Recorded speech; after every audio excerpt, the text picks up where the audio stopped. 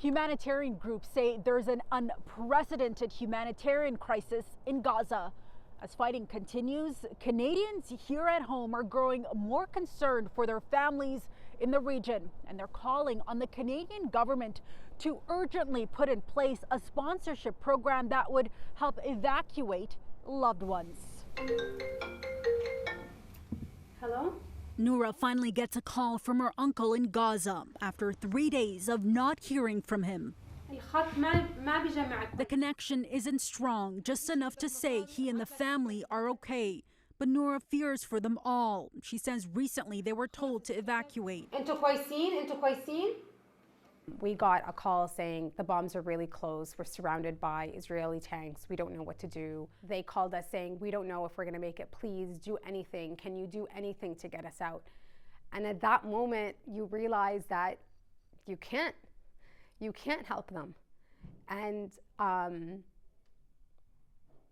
you feel this utter guilt of not having any power to support your family. The Canadian government says non-Canadians who are considered eligible family members include spouses or common law partner of citizens or permanent residents and their dependents under 22 years of age. Families are calling for the government to extend that list to include parents, siblings, grandparents, nieces and nephews. Nesma and Rena say these calls are desperate.